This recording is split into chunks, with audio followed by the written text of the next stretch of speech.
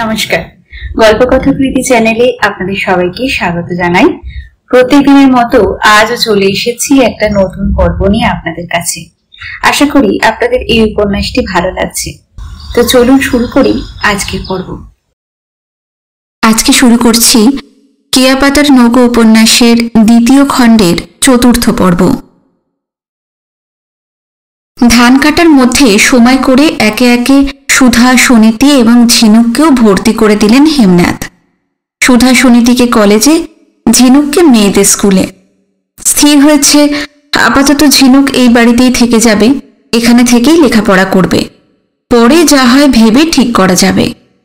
ভবতোষও এতে রাজি হয়েছেন, না হয়ে উপায়ই বা কি। তার কলেজ খুলে গেছে, ফাঁকা বাড়িতে ঝিনুককে কার কাছে রাখবেন, কে তাকে দেখবে?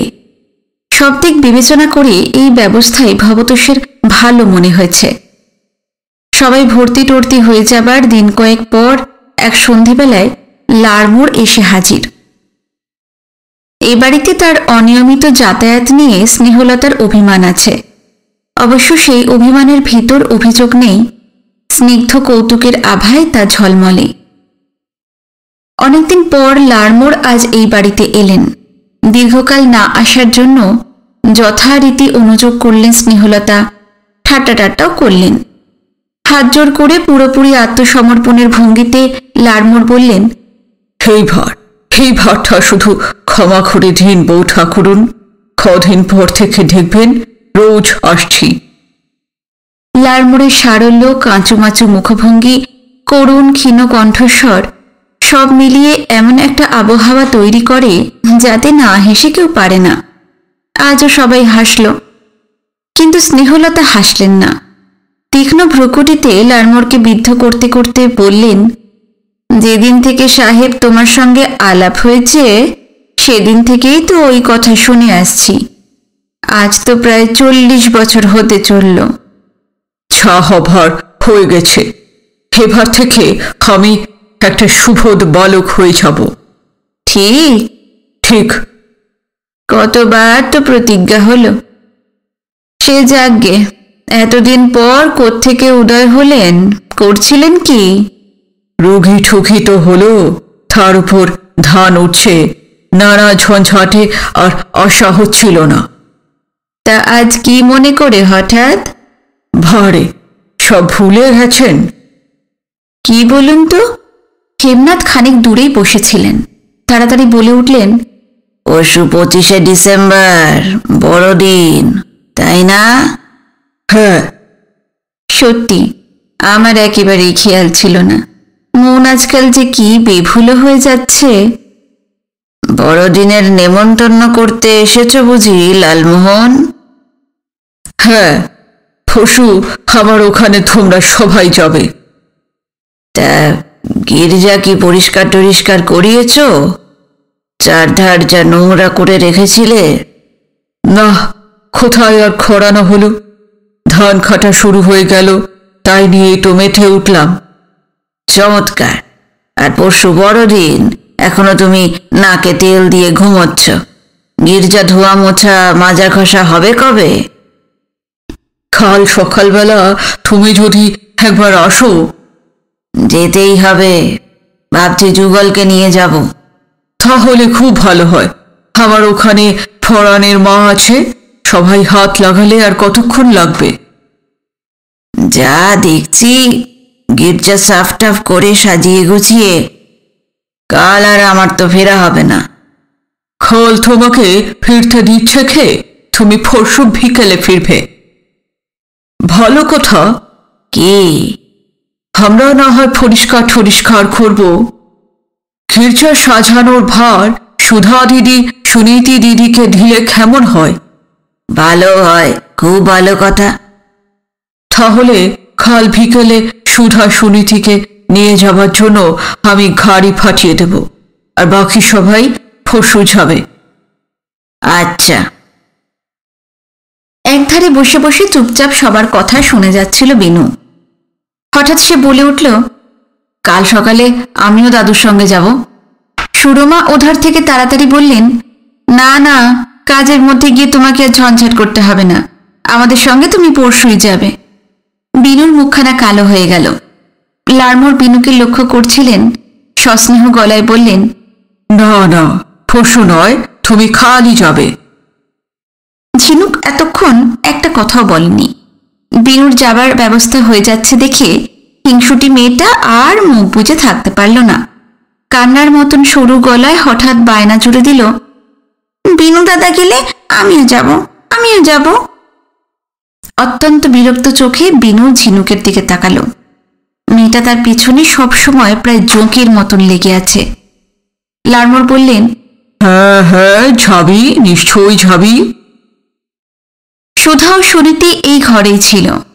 সুধা হঠাৎ বলল, বড়দিনে আমাদের ক্রিসমাস কেক খাওয়াবেন তো লালমোহন দাদু? এই গ্রাম দেশে কেক কোথায় পাবো রে দিদি? তবে কি? ছমছম খাওয়াবো, ভাত ক্ষীর খাওয়াবো, রসগোল্লা খাওয়াবো, দেখবো খেয়ে কত খেতে পারিস। বড়দিনে কেক না হলে কি ভালো লাগে নাকি?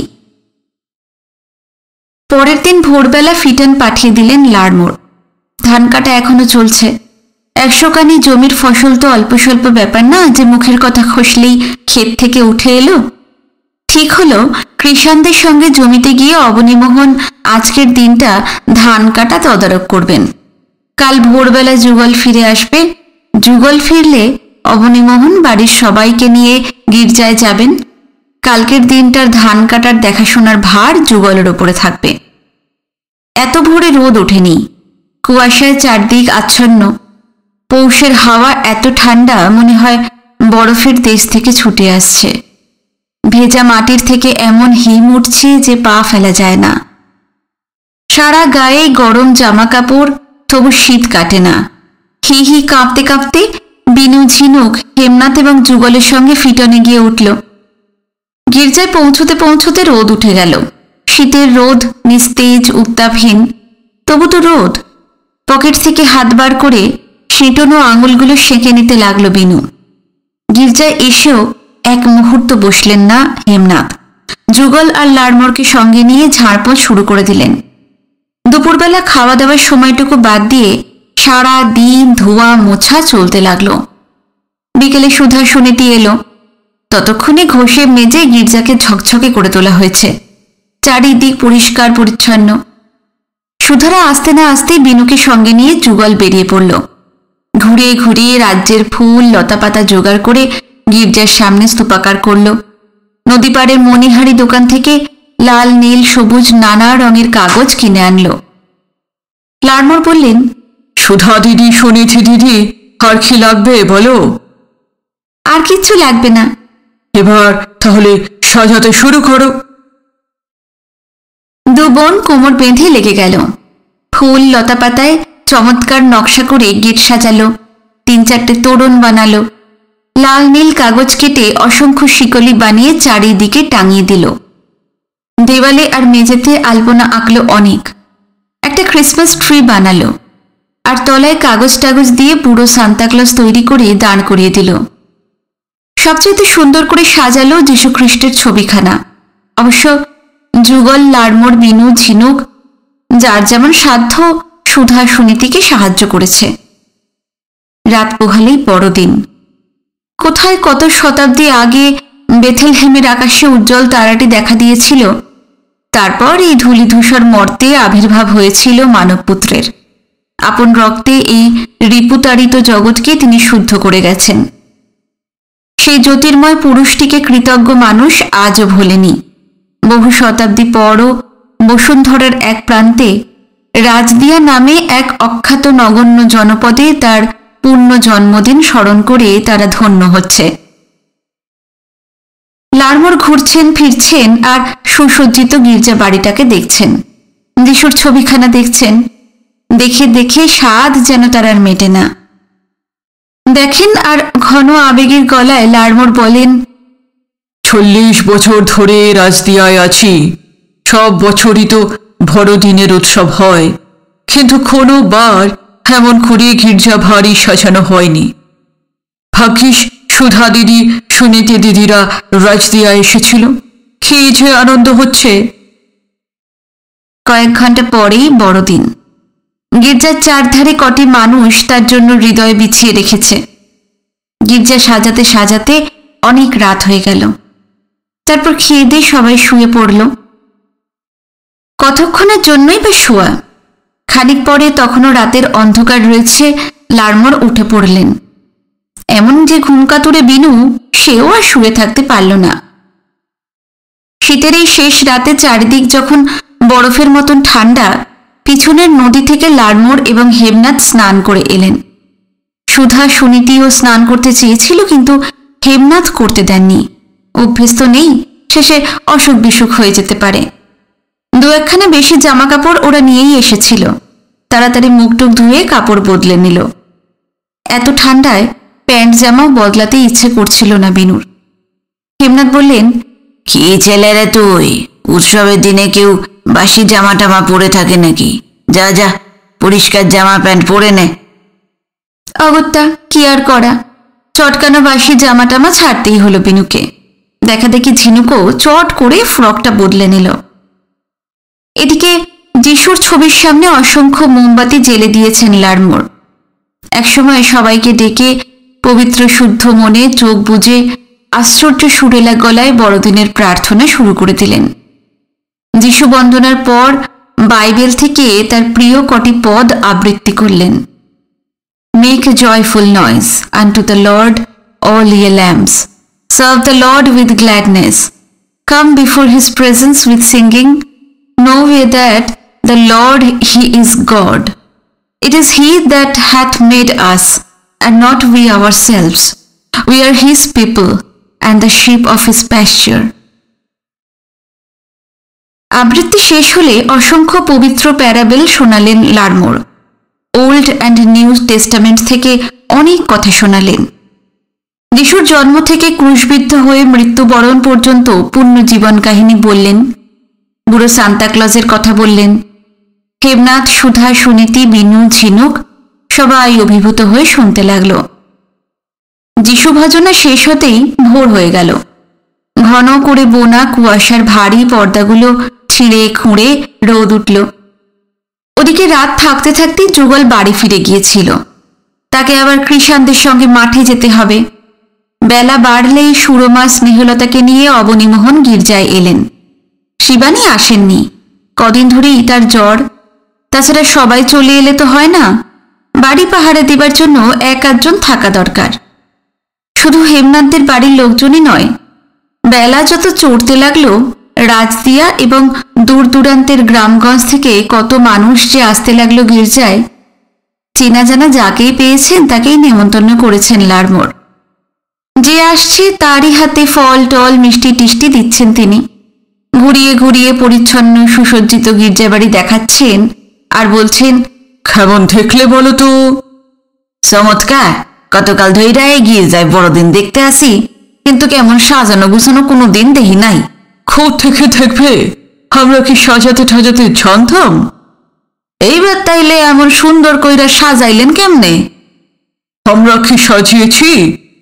তয় আমার নাতনিরা সাজিয়েছে। বলে সুধা সুনীতির হাত ধরে টানতে টানতে নিয়ে এসে সগর্বে সবাইকে দেখান লারমোর। সারাদিনই লোক আসছে, একদল যায় তো তখনই আর একদল এসে পড়ে। জনস্রোতের আর বিরাম নেই। এ তো শুধু খ্রিস্টানদেরই উৎসব নয়, সমস্ত মানবজাতির কাছে এক পরম পবিত্র দিন। অন্তত রাজদিয়ার মানুষ এইভাবেই দিনটিকে গ্রহণ করেছে। লোক আসছে যাচ্ছে, হেমনাথরা কিন্তু ছাড়া পেলেন না। বেলা অনেকখানি চড়লে স্নেহলতা একবার বললেন, বড়দিনের উৎসব তো মিটলো, এবার আমরা বাড়ি যাই। কোথায় আর মিটল, আজ সারাদিনই বড়দিন। তার মানে আপনি কি বলতে চাইছেন, সারাদিন? হ্যাঁ, সারাদিন। সন্ধে পর্যন্ত একটানা গল্প গুজব, খাওয়া দাওয়া, হালকা সুরের ঠাট্টা টাট্টা চলল। স্নিগ্ধ মনোরম একটা দিন কাটিয়ে অনেক অনেক রাত্রিরে বিনুরা ফিটনে উঠল। এতক্ষণে বাড়ি ফেরার অনুমতি মিলেছে। দিন কয়েক পরে এক সকালবেলায় পুবের ঘরে তক্তপোষে বসেছিল বিনু। নাকের ডগা এবং চোখ দুটো বাদ দিলে গা গরম চাদরে ঢাকা, একটা পুঁটুলির মতন দেখাচ্ছিল তাকে। বাতাস এমন কনকনে যে চাদরের ভিতর থেকে হাত পা বার করতে ইচ্ছে হয় না। একটু আগেই ঘুম ভেঙেছে বিনুর। স্কুলে ভর্তির সমস্যাটা মিটে যাবার পর আজকাল বইটই ছুটছে না সে। বিনু জানিয়ে দিয়েছে নতুন বছরে নতুন ক্লাস শুরু না হলে সে আর পড়ছে না। দাদুর কাছে যদিও শেষ হয়ে ইদানিং এত ঠান্ডায় ভোরবেলা আর উঠতে চায় না। হেমনাথ তো টানাটানি করেন না। শীতকালের মাঝামাঝি এই হিমবর্ষী দিনগুলোর জন্য বিনুর সূর্যস্তব স্থগিত আছে। এখন বেশ বেলা হয়েছে। আকাশের খাড়া দেওয়াল বেয়ে সূর্যটা অনেকখানি উপরে উঠে এসেছে। জানালার বাইরে তাকিয়েই ছিল বিনু। উঠোন ভর্তি এখন শুধু ধান আর ধান। হেমনাথের ক্ষেতের ধান সোনার পাহাড়ের মতন স্তূপাকার হয়ে আছে। উঠোনের পর বাগান, তারপর পুকুর। অঘ্রাণের গোড়াতেই পুকুরের ওপারের মাঠ থেকে জল নেমে গিয়েছিল। এখন ওখানকার মাঠ একেবারে নিঃস্ব। কৃষানেরা ধান কেটে নিয়ে গেছে। ধান কাটা ফাঁকা মাঠ এখন কেমন যেন ধূসর দেখায়। শস্যকণার খোঁজে ঝাঁকে ঝাঁকে মোহনচূড়া পাখি আর বুলবুলি সেখানে চক্কর দিয়ে ফিরছে। এছাড়া আর কেউ নেই, কিচ্ছু নেই। হেমনাথ ঘরে এসে ঢুকলেন, বললেন, কি করছিস বিনু দাদা? হ্যাঁ, বসে আছি। ফাঁকা মাঠের শোভা দেখছিস? একটু পর পিছন দিকে কিসের আওয়াজ হতেই বিনু মুখ ফেরালো। তার চোখে পড়ল তক্তপোষের তলা থেকে প্রকাণ্ড স্টিলের বাক্স বার করে খুলে ফেলছেন হেমনাথ, এবং খুব তন্ময় হয়ে ভিতরে কি সব দেখছেন। আগেও বার কয়েক এই বাক্সখানা খুলে বিভোর হয়ে হেমনাথকে তাকিয়ে থাকতে দেখেছে বিনু, কিন্তু কিছু জিজ্ঞাসা করেনি। আজ পৌষ মাসের এই অলস সকালে হঠাৎ অত্যন্ত কৌতূহলী হয়ে উঠল বিনু। ডাকল, দাদু। কি বলছিস? বাক্সের ভেতরে কি দেখছ? তুই দেখবি? হ্যাঁ। আয় আয়। জানালার পাশ থেকে উঠে পড়ল বিনু। পায়ে পায়ে হেমনাথের কাছে চলে এলো।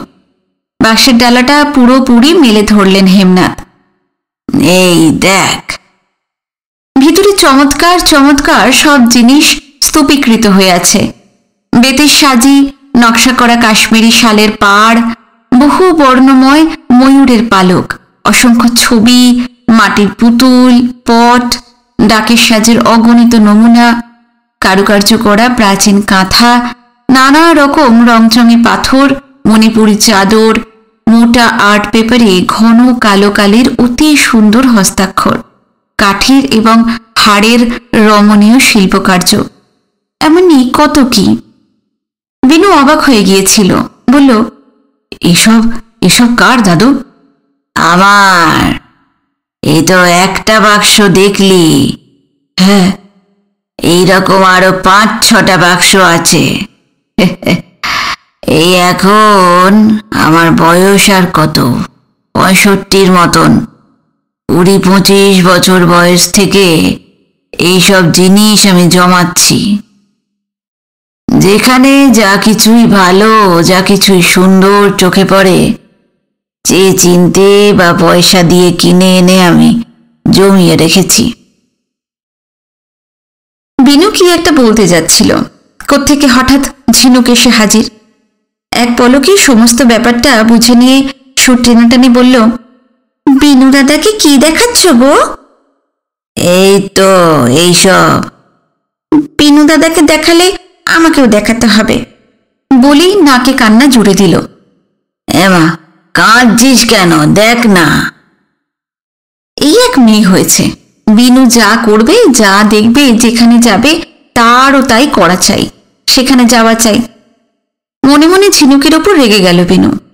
একবার ইচ্ছা হলো ঝুঁটিটা টেনে ছিঁড়ে দেয়, কিন্তু কিছুই করল না। ঝিনুককেও সম্পূর্ণ অগ্রাহ্য করে সে বলল, তুমি এত সব জিনিস জমিয়েছ কেন? এমনি শখ। ঠিক শখ না, ভালো ভালো সুন্দর সুন্দর জিনিস জোগাড়ের নেশা থাকলে মন খারাপ দিকে যায় না। তাছাড়া কি? মাঝে মাঝে কোনো কারণে বুকের ভিতরটা ভারী হয়ে থাকলে এই বাক্স খুলে বসি। এইসব দেখতে দেখতে কত কি মনে পড়ে, আর মনের ভার সব কেটে যায়। হেমনাথের শেষ কথাগুলো খানিক বুঝল বিনু। অনেকখানি অবদ্ধ থেকে গেল। বিমূঢ়ের মতন তাকিয়ে রইল সে। হেমনাথ আবার বললেন, জিনিসগুলো নষ্ট হয়ে যাচ্ছে রে। সুধা সুনীতিকে বলবো যেন সাজিয়ে গুছিয়ে ঠিক করে রাখে। দেখতে দেখতে নতুন বছর পড়ে গেল। আজ থেকে বিনুদের ক্লাস শুরু হবে। একা বিনুরা না, সুধা সুনীতি এবং ঝিনুকেরও। চারজনেরই স্কুল আর কলেজ কাছাকাছি। খেয়ে দিয়ে দল বেঁধে তারা বেরিয়ে পড়ল। প্রথমে পরে মেয়েদের স্কুল, সেখানে ঝিনুককে রেখে বাকি তিনজন এগিয়ে গেল। ঠিক হলো ফেরার পথে ঝিনুককে তারা নিয়ে যাবে। ঝিনুকের পর বিনুর স্কুল। সুধা সুনীতি তার স্কুলে আর এলো না। বড় রাস্তা ধরে সোজা কলেজের দিকে চলে গেল। বিনু ডান দিকের মাঠের ওপর দিয়ে স্কুল বাড়ির দিকে চলল। মাঠের মাঝামাঝি আসতেই বিনু শুনতে পেল পেছন থেকে কেউ তাকে ডাকছে। এখানে কি ডাকতে পারে তাকে? সবাই তো অচেনা। ঘুরে দাঁড়াতেই সে দেখতে পেল হেডমাস্টার মোতাহার হোসেন চৌধুরী সাহেব আসছেন। কাছে এসে মোতাহার সাহেব সস্নেহে হাসলেন। স্কুল খোলার দিনই চলে এসেছো? আগে হ্যাঁ। Very good. কখন এলে? এই তো এইমাত্র। ও, এখনো তাহলে ক্লাসে যাওনি? আগে না। এসো, আমার সঙ্গে এসো। সেদিন মনে হয়েছিল এই ঘরখানা হেডমাস্টার সাহেবের জন্য আলাদা করে নির্দিষ্ট, কিন্তু আজ দেখা গেল অন্যান্য মাস্টারমশাইরাও এখানেই বসেন। মোট কথা এটাই রাজদিয়া হাই স্কুলের টিচার্স কমন রুম। এখনো স্কুল বসার সময় হয়নি। সব মাস্টারমশাই এর মধ্যেই এসে গেছেন। তাদের সবার সঙ্গে বিনুর আলাপ করিয়ে দিলেন মোতাহার সাহেব। ওই যে লম্বা রোগা মতন প্রৌঢ়টি, যার নাম আশু দত্ত, তিনি ইংরেজির টিচার। উনি সোমনাথ সাহা অঙ্কের টিচার। উনি রজনী চট্টরাজ ভূগোলের টিচার, ইত্যাদি ইত্যাদি। মাস্টারমশাইদের পরিচয় টরিচয় দিয়ে মোতাহার সাহেব বললেন, এই ছেলেটির নাম বিনয়, বিনয় কুমার বসু, আমাদের হেমদাদার ভাগ্নির ঘরের নাতি। এবছর এই স্কুলে ক্লাস 8-এ ভর্তি হয়েছে। আপনারা একটু লক্ষ্য রাখবেন, ছেলেটি কিন্তু বেশ ব্রাইট। হেমনাথের নাতি এবং হেডমাস্টার সাহেবের প্রশংসা শুনে সবাই বেশ আগ্রহান্বিত হলেন। বিনুরা আগে কোথায় ছিল, হঠাৎ রাজদিয়ায় এসে ভর্তি বা হলো কেন, এমন নানা প্রশ্ন করতে লাগলেন মাস্টারমশাইরা। বিনু উত্তর দিয়ে যেতে লাগলো। কথায় কথায় ক্লাসের সময় হয়ে গেল। দপ্তরি বাইরে ঘন্টা বাজিয়ে দিল। মোতাহার সাহেব তাড়াতাড়ি বলে উঠলেন, ক্লাস 8-এ প্রথম ক্লাস কার? ইংরেজির টিচার রোগা লম্বা মতন আশু দত্ত বললেন, আমার। বিনয়কে আপনার সঙ্গে নিয়ে যান, ছেলে মানুষ তো, আজ নতুন এসেছে। এসো। ক্লাসে আসতেই দেখা গেল বেঞ্চিগুলো বোঝাই হয়ে গেছে। ছেলেরা আগে ভাগে সেগুলো দখল করে বসে আছে। বিনু লক্ষ্য করল বেশিরভাগ ছেলেই তার চাইতে অনেক বড়। পিছন দিকে যারা বসে আছে তাদের মুখ দেখে মনে হলো নিয়মিত দাড়ি গোঁফ কামায়। দু একজন বিনু সমবয়সী থাকতেও পারে, কিন্তু এত ছেলের ভিড়ে এই মুহূর্তে তাদের খুঁজে বার করা অসম্ভব। ক্লাসের দিকে তাকিয়ে আশু দত্ত বললেন, তোমাদের এক নতুন বন্ধু এসেছে, আজ এর সঙ্গে সবাই আলাপ টালাপ করে নেবে। বলে বিনুকে দেখিয়ে দিলেন। তারপরেই হঠাৎ কি মনে পড়ে যেতে খুব দ্রুত আবার বলে উঠলেন, তবে হ্যাঁ, দুজন এর সঙ্গে মিশবে না আর কথাও বলবে না, রুস্তম আর পতিত পাবন। সঙ্গে সঙ্গে পিছনের দিকের বেঞ্চ থেকে 22-23 বছরে দুটো গাট্টা গোট্টা জোয়ান উঠে দাঁড়ালো। এত বড় বড় ধেড়ে ছেলে যে ক্লাস 8-এ পড়তে পারে, বিনুর কাছে তা এক অভাবনীয় ব্যাপার। অবাক চোখে সে তাকিয়ে থাকল। আশু দত্ত বললেন, তোমাদের দুজনকে সাবধান করে দিলাম, বিনয়ের পেছনে লাগবে না, ওর সঙ্গে মিশবে না। আচ্ছা স্যার। রুস্তম এবং পতিতপাবন দুজনে ঘাড় হেলিয়ে আবার বসে পড়ল। ইংরেজির টিচার কেন যে রুস্তম আর পতিতপাবনকে তার সঙ্গে মিশতে বারণ করে দিলেন বিনু ভেবে পেল না। তবে বেশিক্ষণ সেই ভাবনাটা নিয়ে থাকা গেল না। সামনের বেঞ্চের ছেলেদের একটু চেপে চুপে বসে বিনুকে জায়গা করে দিতে বললেন আশু দত্ত। বিনু বসলে বললেন, রোজ তুমি এই জায়গাতেই বসবে। আচ্ছা স্যার। অ্যানুয়াল পরীক্ষার পর নতুন বছরে আজই প্রথম স্কুল বসেছে। এখনো ছেলেদের বই টই কেনা হয়নি। বই কেনা হবে কোত্থেকে, এখনো বুক লিস্টই দেওয়া হয়নি। কাজেই গল্প করে সময় কাটানো ছাড়া কাজ নেই। অলস মন্থর গতিতে একটার পর একটা ক্লাস গড়িয়ে চলল। তারপর একসময় টিফিনের ঘণ্টা বাজল। সঙ্গে সঙ্গে জলোচ্ছ্বাসের দিশেহারা ঢলের মতন স্কুলবাড়ির সবগুলো ঘর থেকে হুড়মুড় করে ছেলেরা বেরিয়ে পড়ল। স্রোতে গা ভাসিয়ে বিনুও বাইরে এলো। ছেলেরা ছোটাছুটি করছে। একদল সামনের মাঠে দাঁড়িয়ে বান্ধার কোটে নেমে পড়েছে, আর একদল খেলছে গোল্লা ছুট। তবে বেশিরভাগই শীতের রোদে পিঠ দিয়ে আড্ডা দিচ্ছে। কারোর সঙ্গেই এখনো ভালো করে আলাপ হয়নি। চারিদিকে আলতোভাবে ভেসে বেড়াতে লাগলো বিনু। একবার দাঁড়িয়ে বান্ধার কোটে, একবার গোল্লা ছুটের আসরে ঘুরতে ঘুরতে কখন যে মাঠের প্রান্তে সারি সারি কাঠবাদাম গাছগুলোর কাছে এসে পড়েছিল খেয়াল নেই। হঠাৎ চাপা গলায় কারা যেন ডেকে উঠল, বিনয়, ও বিনয়। চমকি এদিকে তাকাতেই বিনু দেখতে পেল ডান দিকের কাঠবাদাম গাছটার তলায় রুস্তম, পতিতপাবন এবং তাদের বয়সী আরও 2-3টে জোয়ান ছেলে বসে আছে। মাস্টার মশাই তার সঙ্গে রুস্তমদের মিশতে বারণ করেছেন। নিষেধটা একতরফা না।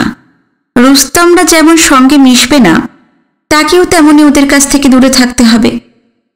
বিনুর কেমন যেন ভয় ভয় করতে লাগলো। রুস্তমদের কাছে যাবে কি যাবে না ঠিক করে উঠতে পারল না। তার মনোভাবটা রুস্তমরা যেন বুঝতে পারল। বলল, ডর নাই, এইখানে মাস্টারমশাই আসবো না, আসো আসো। অনিচ্ছা সত্ত্বেও কখন যে রুস্তমদের কাছে এসে বসেছে বিনু টের পায়নি। রুস্তম বলল, কলকাতার থনে আইসো? হ্যাঁ। একটা ব্যাপার বিনু লক্ষ্য করেছে। রাজদিয়া আসার পর যার সঙ্গে আলাপ হয়েছে প্রথমেই তারা কলকাতার কথা জানতে চেয়েছে। কলকাতার সম্বন্ধে তাদের মনে অপার অসীম বিস্ময়। রুস্তমরাও কলকাতার সম্বন্ধে খুঁটিয়ে খুঁটিয়ে অনেক প্রশ্ন করল। অবাক হয়ে বিনুর মুখে অজানা রহস্যময় শহরটির নানা চমকপ্রদ কাহিনী শুনল। পকেট থেকে বিড়ির বান্ডিল বার করে একটা করে ধরিয়ে নিল। বিনুর দিকেও একটা বাড়িয়ে দিল। বিনু চমকে উঠল। প্রথমত স্কুলের ছেলেরা বিড়ি খায় এমন দৃশ্য আগে কখনো সে দেখেনি। তার পক্ষে এ এক নিদারুণ অভিজ্ঞতা। তার উপর তাকেও বিড়ি সাজছে। বিনুর বুকের ভেতরটা কাঁপতে লাগলো। বলল, না না, বিড়ি বুঝি খাও না? না। তুই কি খাও, সিগারেট? না না। বিড়ি খাও না, সিগারেট খাও না, কেমন কলকাতার পোলা তুমি? বুক থরথর করছিলই, এখন মাথা ঝিমঝিম করতে লাগলো। বিনু বলল, আমি এখন যাই। খপ করে তার একটা হাত ধরে ফেলে রুস্তম বলল, আরে যাই বা কই, বসো বসো, আলাপ পরিচয় হইল না, বিড়িতে একখান টান দিয়াই দেখো না। এমন সুখ আর কিছুতেই নাই। না না, আমাকে ছেড়ে দিন। আরে কি আসছি, আমাগো আপনি আজ্ঞা কইরা কও কেন? এক লগে পুরি, তুমি কইরা কইবা, তুইও কইতে পারো। বিনু স্তম্ভিত। পড়লই বা এক ক্লাসে, দামড়া মুষের মতন তাগড়া তাগড়া ওই জোয়ান দুটোকে তখনও তুমি কি তুই বলা যায়? বিনু উঠবার জন্য ছটফট করতে লাগলো। রুস্তম বলল, এমন করো কেন? আমরা বাঘ না ভাল্লুক? মাস্টারমশাই আমার পেছনে আপনাদের লাগতে বারণ করে দিয়েছেন। ও, মাস্টারমশাইরা অমন কথা অনেক কয়। এই সকল ধইরা বসে থাকলে চলে নাহি? আমাকে লগে মিশো, মজা পাইবা। কিসের মজা? এবার রুস্তম আর উত্তর দিল না। পতিতপাবনের দিকে চোখ টিপল। বলল, এই তুই কইয়া দে। পতিতপাবন কিছুক্ষণ চোখ কুঁচকে থাকলো।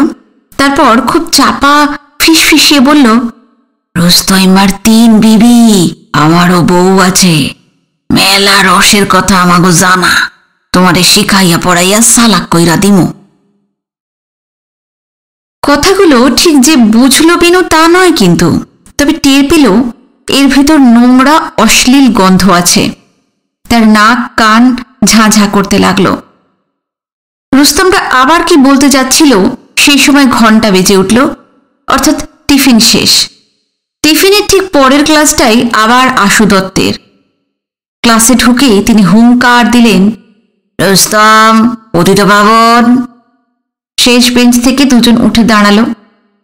আগের স্বরেই আশু দত্ত আবার বললেন, কি বলেছিলাম তোদের? হ্যাঁ? ভীত চোখে একবার মাস্টারমশাইকে দেখেই ঘাড় নিচু করল রুস্তমরা।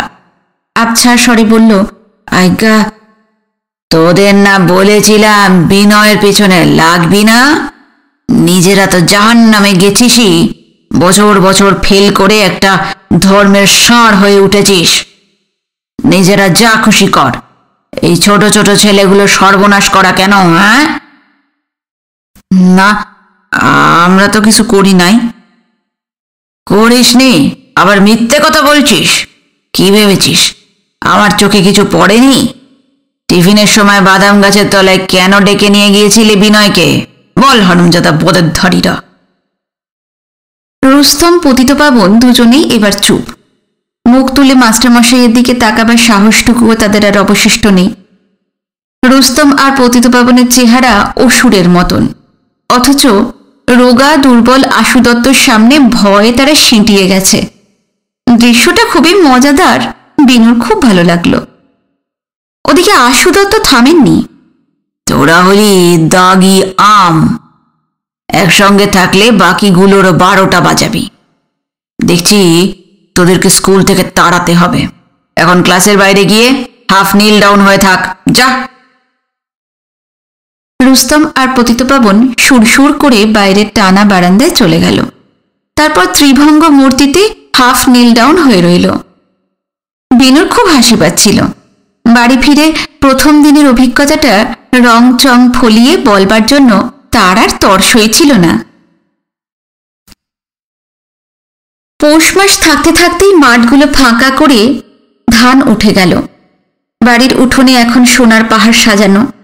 যে 25 জন কৃষণকে হেমনাথ কাজে লাগিয়েছিলেন তারা আজকাল আর চকে যায় না।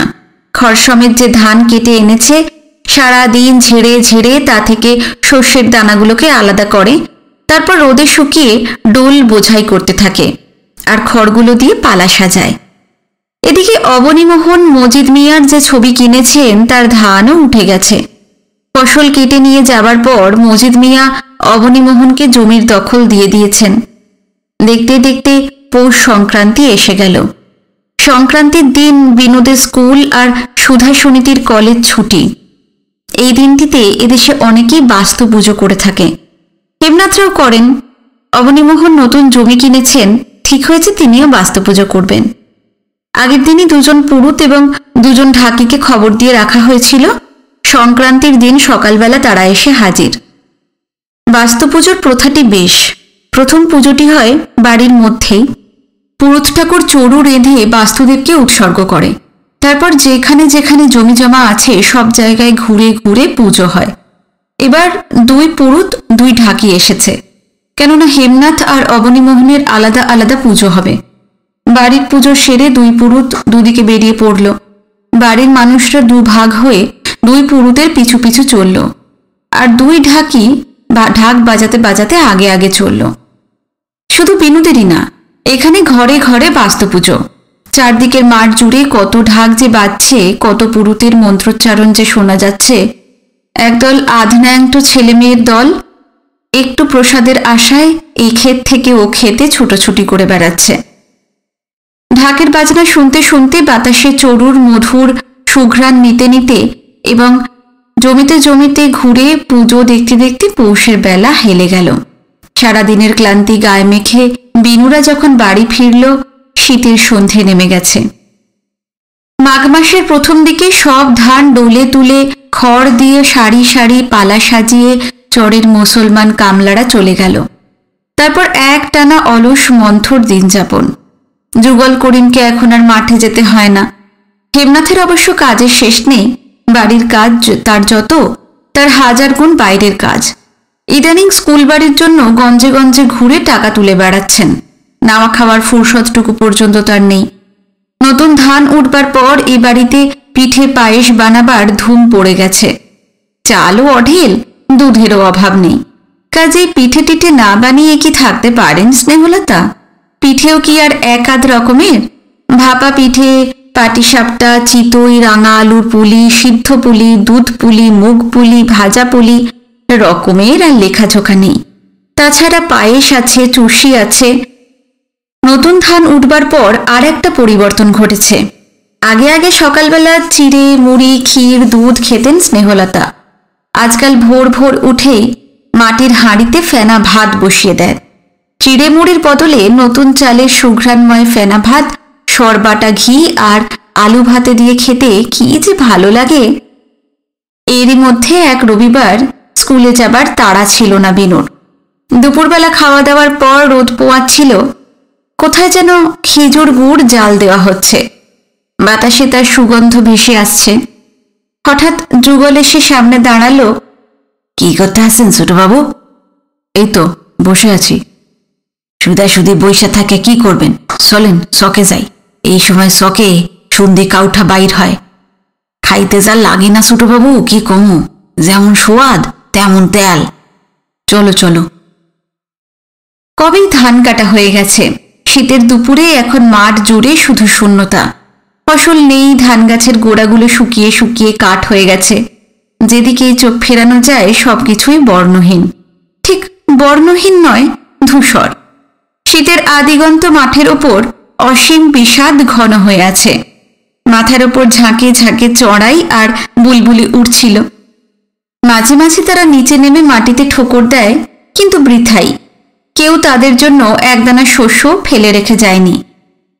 একটা বুড়ো গোসাপ আলের ওপর দিয়ে পেট টেনে ধীর মন্থর গতিতে যাচ্ছিল। ধান কাটার সময় সাপটাকে এই মাঠে আরও অনেকবার দেখেছে বিনু। আজ কি হয়ে গেল? চট করে একটা মাটির ঢিল কুড়িয়ে নিল। ছুটতে যাবে, যুগল হাতটা চেপে ধরল। করেন কি ছোটবাবু, করেন কি? ও হইল এই শখের দেবতা, ওরে মারলে সর্বনাশ হইয়া যাইব। কি সর্বনাশ হবে? জমিনে আর ফসল ফলব না। এইখানকার মাইনসেরে জিগাইয়া দেখেন। মানুষের বিশ্বাসের ওপর কথা নেই। বিনু আর কিছু বলল না। গোসাপটাকে ডান দিকে রেখে তারা এগিয়ে চলল। আরও কিছু দূর যাবার পর সেই লোকটাকে দেখতে পেল বিনু, যার নাম তালেব। সেদিন ল্যান্ড রেজিস্ট্রি অফিসে একে প্রথম দেখেছিল সে। এখন শীত শেষের এই ফাঁকা মাঠে খুব মনোযোগ দিয়ে ইঁদুরের গর্তে কাঠি ঢুকিয়ে খুঁচিয়ে খুঁচিয়ে তালেব ধান বার করছে। সেদিন হেমনাথ বলেছিলেন এইভাবেই নাকি লোকটা মাস তিনেকের মতন পেটের দানা জোগাড় করে। দূরে দাঁড়িয়ে অনেকক্ষণ তালেবকে দেখল বিনুরা। তারপর আবার হাঁটতে শুরু করল। তালেব তাদের দেখতে পায়নি।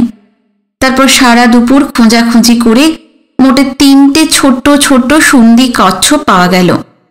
তাদের পা বেঁধে ঝুলিয়ে বাড়ির দিকে ফিরতে ফিরতে যুগল বলল, একখান কথা ছোটবাবু। কি কথা? আনন্দ, লজ্জার সংকোচ সব মিলিয়ে যুগলের মুখের ওপর দিয়ে পরপর অনেকগুলো ঢেউ চলে গেল। তারপর খুব আস্তে করে সে বলল, কাইল গোপাল দাস আইব। কি বললে? পরশু লোক পাঠাইছিল। আমি তো দেখিনি। আপনি তখন স্কুলে। সত্যি সত্যি পরের দিন ভাটের দেশ থেকে পাখির বাপ গোপাল দাস আর যুগলের সেই বোনাই ধনঞ্জয় এসে হাজির। প্রথমে তারা পনের 8-20 টাকা গুনে গুনে নিল। তারপর বিয়ের দিন ঠিক করল। মাঘ মাসে 24 তারিখে বিয়ে। এও স্থির হলো বিয়ে করতে অত দূরে ভাটির দেশে যেতে হবে না। যুগলের সেই বোনাই অর্থাৎ ধনঞ্জয়ের বাড়িতে চলে আসবে গোপাল দাস, সেখানেই শুভ কাজ সারা হবে। যুগলের বিয়ে নিয়ে বিরাট কাণ্ড করে বসলেন হেমনাথ। রাজদিয়ার হেন বাড়ি নেই, হেন মানুষ নেই যাদের নেমন্তন্ন করা হলো না।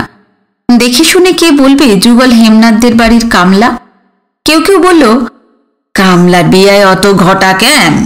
হেমনাথ বললেন, যুগলকে তো আমরা কামলা ভাবিনি, ও তো আমার বাড়ির ছেলে। তাছাড়া আমাদের বাড়িতে বহুকাল কোনো শুভ কাজ হয় না, বিয়েটা উপলক্ষ করে ঘটা না হয় করলামই একটু। বিয়ের আগের দিন থেকে নিমন্ত্রিতদের আনাগোনা শুরু হলো। বরণকুলো সাজিয়ে জনাকড়ি এও জুটিয়ে অধিবাসের গান শুরু করে দিলেন স্নেহলতা। এওদের মধ্যে যারা স্নেহলতার সমবয়সিনী তারা বলে, পরের পুতের লইজ্ঞা এই, নিজে তো বিয়াইলেন না দিদি, বিয়াইলে না জানি কি করতেন। স্নেহলতার ছেলে মেয়ে নেই, নিমেষে তার মুখে বিষাদের ছায়া পড়ে। পরক্ষণে স্নিগ্ধ হাসিতে ঝলমলিয়ে ওঠেন, না বিয়লে বুঝি ছেলে হয় না? রাজদিয়া জুড়ে এত ছেলে মেয়ে, তবে কার? এক কথা ঠিক। কিন্তু পরের দিন বিকেলবেলা বরযাত্রী আর বরকে নিয়ে রওনা হলেন হেমনাথ। বরযাত্রীদের ভেতর সুধা, সুনীতি, বিনু, ঝিনুকও রয়েছে। বিয়ে উপলক্ষে যুগলের বাপ মা বোন এসেছে তাদের বাড়ি থেকে। বাপ ভাইরা বরযাত্রীদের সঙ্গে ধনঞ্জয়ের বাড়ি চলেছে, মা আর বোন থেকে গেছে হেমনাথের বাড়ি। বর্ষাকাল হলে ডুবন্ত মাঠের ওপর দিয়ে নৌকায় যাওয়া যেত, কিন্তু এই শীতে জল সরে গিয়ে ডাঙা জেগেছে, ডাঙার ওপর দিয়ে তো নৌকো চলে না, তাই হেঁটেই চলেছেন হেমনাথরা। রাজদিয়া থেকে ধনঞ্জয়ের বাড়ি মাইল দুয়েকের রাস্তা। কোনাকুনি মাঠ পাড়ি দিলে কতক্ষণ আর লাগবে। যেতে যেতে কৃষাণ গ্রাম চোখে পড়ে। কৌতূহলী কেউ কেউ চেঁচিয়ে চেঁচিয়ে শুধোয়, কে আর মেসিল? বরযাত্রীদের ভেতর থেকে কে যেন উত্তর দেয়, বিয়ার। কার বিয়া? হেমকর্তার বাড়ি জুগলার। আমরা যাবো নাহি, আইসো। নানা গ্রাম থেকে 2-4 করে জুটে বিরাট এক জনতা তৈরি হলো। তারা বরযাত্রীদের পিছু পিছু চলতে লাগলো। সন্ধ্যের কিছু পরে বিনুরা ধনঞ্জয়ের বাড়ি পৌঁছে গেল। এই বাড়ি বিনুর অচেনা নয়। আশ্বিন মাসে সুজনগঞ্জের হাটে যাবার পথে যুগলের সঙ্গে এখানে সে এসেছিল। তখন চারিদিকে জল থই থই করছে। আশ্বিনের মাঠঘাট, ধানের ক্ষেত, শাপলাবন, মুত্রাবন সব কিছু ভেসে গিয়ে একখানা সমুদ্র হয়ে গিয়েছিল যেন। ধনঞ্জয়ের বাড়িটা তার উপর দ্বীপের মতন মাথা তুলেছিল। এত জল যে ঘরের উঠোন পর্যন্ত চলে এসেছিল। এক ঘর থেকে আরেক ঘরে যাবার জন্য উঠোনের ওপর দিয়ে শাঁকও দেখেছে বিনু। তার উপর বসে ধনঞ্জয়ের কালো কালো আধন্যাংটো ছেলেদের ভাতে টোপ দিয়ে পুঁটি আর বাঁশপাতা মাছও ধরতে দেখেছে। এখন এই মাঘের শেষে জল নেই, কিন্তু উঠোনের শাঁকগুলো আছে। সারা বছরই বোধহয় ওগুলো থাকে। থাকবারই কথা। এদেশে শুকনোর মাস আর কটা? পৌষ মাঘ থেকে বৈশাখ পর্যন্ত। জ্যৈষ্ঠের মাঝামাঝি মাঠঘাট ভাসিয়ে নতুন বর্ষার জল এসে পড়ে। তারপর থেকে অঘ্রাণ পর্যন্ত চারিদিকে শুধু জল আর জল, অথই অপার জলরাশি। কাজেই শাঁকও তুলে ফেলে কি লাভ? ক্ষমাস পরেই তো আবার বসাতে হবে। ধনঞ্জয় অতখানি পরিশ্রম করতে বুঝি রাজি নয়। আজ বাড়ির চেহারাটাই বদলে গেছে। হাজার হোক বিয়ে বাড়ি, বৌঝি, আত্মীয় কুটুম, নাইয়রি ঝিয়রিতে বোঝাই। উঠোনের 4 কোণে 4টে এবং মাঝখানে একটা, মোট 5টা হ্যাজাক জ্বলছে। উত্তরের ঘরের ঢালা বারান্দায় ধপধপে ফরাস পাতা। মনে হলো ওটাই বর এবং বরযাত্রীদের বসবার জায়গা। বিনুরা পৌঁছবার সঙ্গে সঙ্গে সাড়া পড়ে গেল। আইছে রে আইছে, বরযাত্ররা আইসা পড়ছে। বইতে দে, বইতে দে। সিক্রেট কই, পান তামুক বাইর কর। হঠাৎ কি চেঁচিয়ে উঠল, অসেমরিরা বর আইছে, জোকার দে। তক্ষুনি বাড়ির ভিতর থেকে ঝাঁক ঝাঁক উলুর সুমিষ্ট চিকন শব্দ ভেসে আসতে লাগলো। আর একজন কে যেন ব্যস্তভাবে বলল, এই ঢাকি গুলান গেল কই? বলার শুধু অপেক্ষা। তারপরে 5-6টা ঢাকি উঠোনে লাফ দিয়ে পড়ল। জল বাংলার এই সুদূর গ্রামের ভিতর ইংরেজি বাজনা কোথায় পাওয়া যাবে? তাই হয়তো ঢাকিদের ডাকা হয়েছে। নিমেষে ঢাকির শব্দে বিয়েবাড়ি সরগরম হয়ে উঠল এবং বিনুদের কানে তালা ধরে যেতে লাগলো। এরই ভিতর গোপাল দাস, ধনঞ্জয় এবং কটি বৃদ্ধ এগিয়ে এলো। গোপাল দাস আর ধনঞ্জয়কে আজ চেনাই যাচ্ছে না। মুখ পরিষ্কার করে কামানো, দুজনেই মাথায় প্রচুর তেল ঢেলেছে, ফলে চুলগুলো চপচপে। জুলপি, ঘাড় এবং কপাল বেশ সেই তেল চুঁয়াচ্ছে। পরনে খাড়ে কাঁচা ধুতি আর হাফ শার্ট, তার উপর সস্তার পশমি চাদর। কন্যাপক্ষের কর্তা ওরাই, সাজগোজের একটু বাহার তো থাকবেই। গোপাল দাসরা হাত জোর করে বলল, আসেন আসেন। উত্তরের ঘরের ঢালা ফরাসে বিনুদের নিয়ে এলো তারা।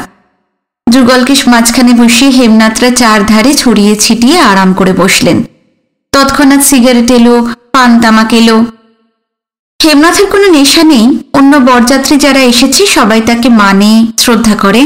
তার সামনে বসে সিগারেট বা তামাক খাওয়ার কথা ভাবাই যায় না। নেশার সরঞ্জামগুলি বৃথাই ফরাসের ওপর পড়ে রইল। যুগলের গা ঘেঁষে বসেছিল বিনু।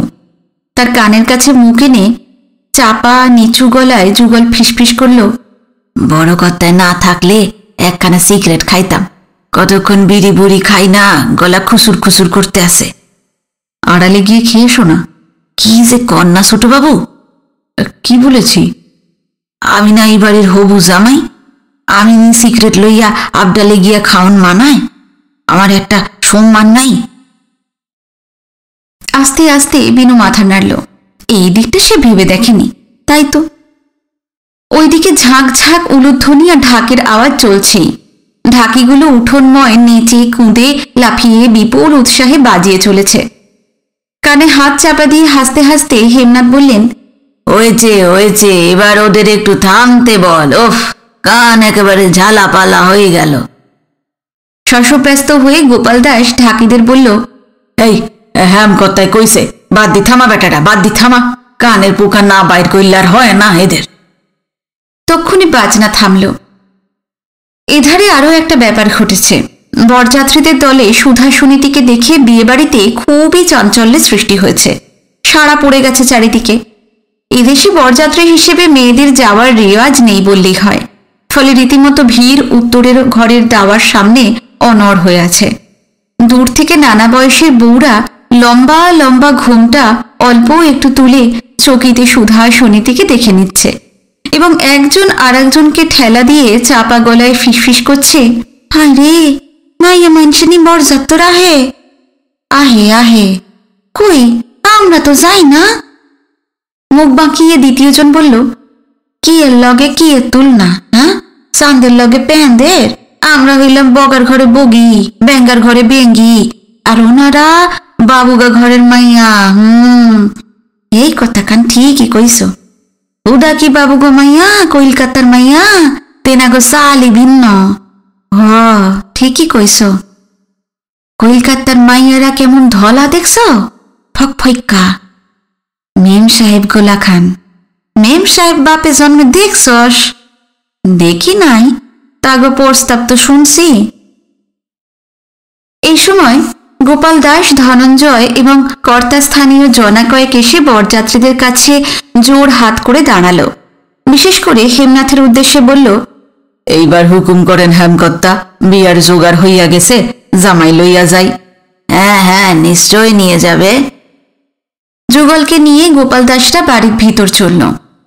বিনুরও তাদের পিছন পিছন গেল। আলপনা এঁকে এঁকে ভিতর বাড়ির উঠোনটাকে চমৎকার সাজানো হয়েছে। মাঝখানে চিত্র করা বড় বড় দুটো পিঁড়ে, সেই দুটো বরকনের আসন।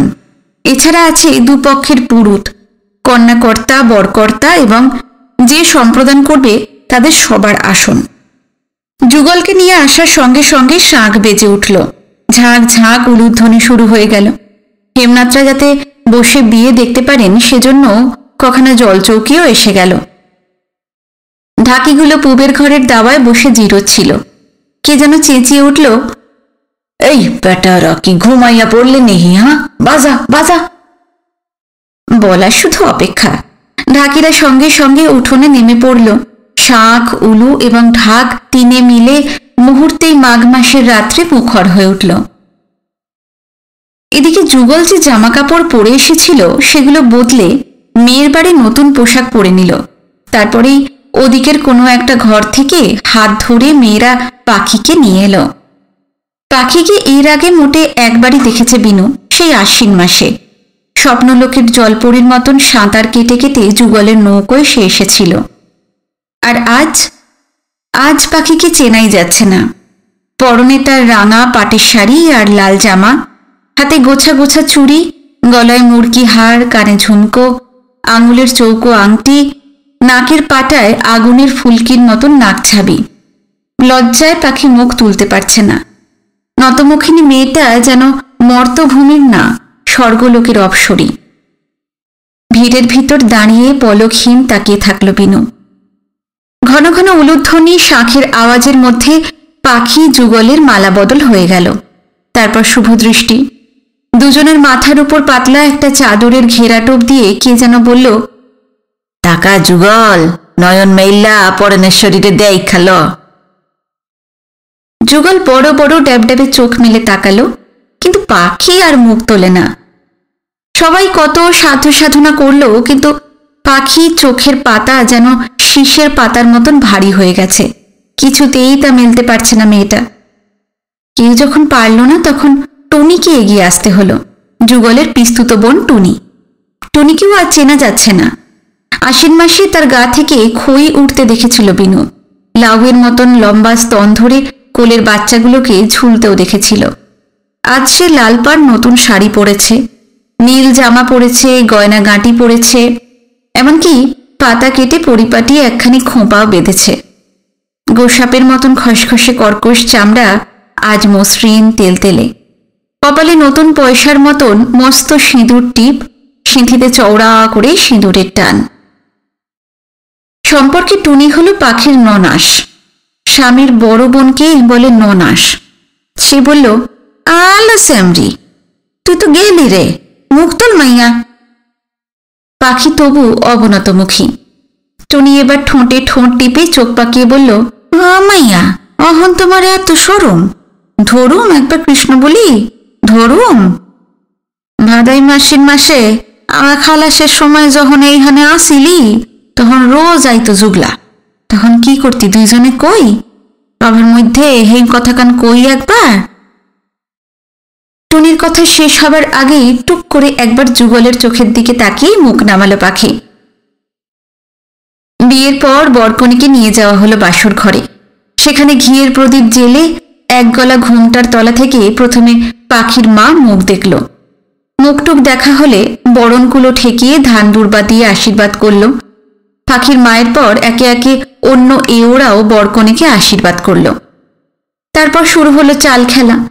পেতলে সরা ভর্তি চাল এনে এওরা পাখিকে বলল, ছড়াইয়া দে। পাখি প্রথমটা কিছুতেই ছড়াবে না। অনেক পীড়াপিড়ির পর সরা থেকে চালগুলো ঢেলে অল্প একটু ছড়িয়ে দিল। এ ওদের ভিতর থেকে কে যেন বলে উঠল, ও মা, বিয়ে না হইতে স্বামীর দিকে এত টান, ভালো কইরা আওলাইয়া দে। বলে নিজেই পাখির একখানা হাত ধরে চালগুলো যত দূর পারল ছড়িয়ে ছিটিয়ে দিল। পরে যুগলকে বলল, এইবার চাউলগুলো গুছাইয়া একখানে করো। বাধ্য ছেলের মতন চালগুলো এক জায়গায় জড়ো করলো যুগল। আবার সেইগুলো ছড়িয়ে দিল পাখি, আবার এক জায়গায় করলো যুগল। এইভাবেই বার কয়েক খেলা চলল।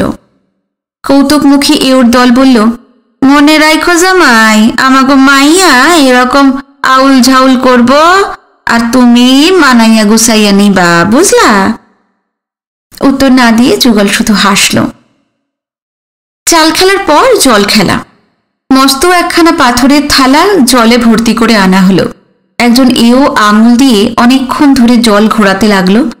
জল যখন ঘূর্ণির মতন ঘুরছে, সেই সময় বর আর কনের টোপর থেকে দুটো শোলার টুকরো ছিঁড়ে তাতে ফেলে দেওয়া হলো। কখনো দেখা গেল পাখির শোলাটা আগে যাচ্ছে, যুগলেরটা তার পিছু নিয়েছে। অমনি এওদের মধ্যে সাড়া পড়ে যাচ্ছে, জামাই আমাকে বউ অন্ত পরাণ হইছে, দেখ কেমন মাইয়ার পিছন পিছন দৌড়াইতে আছে, মাইয়া আমাকে সুখে থাকবো। আবার যখন ঘূর্ণিতে পড়ে যুগলের শোলাটা আগে আগে যায়, পাখিটা তাকে অনুসরণ করে, তখন এওরা বলা বলি করে, দেখিস মাইয়া জামাই ছাড়া আর কিছু চিনব না, জামাইয়ার পিছু পিছু ঘুরতে ঘুরতে পৃথিবীর সকল ভুলব। একজন বর্ষী ওধার থেকে বলে উঠল, ভুলুক, তবু সুখে থাও করা। ঘুরতে ঘুরতে ঘূর্ণির ভিতর শোলার টুকরো দুটো যখন এক হয়ে যায়, তখন খেলা শেষ। চাল খেলার মতন বার কয়েক জল খেলাও চলল।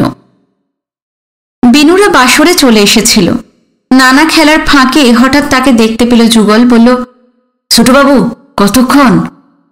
অনেকক্ষণ এসেছি। খাওয়ান দাওয়ান হয়েছে? না। এখন কথা রাখবেন ছোটবাবু? কি? আইজ রাতখানা এইখানে থাইকা যান, কাল বিকালে আমার লগে বাড়ি যাইয়েন। এখানে? এখানে থেকে কি হবে?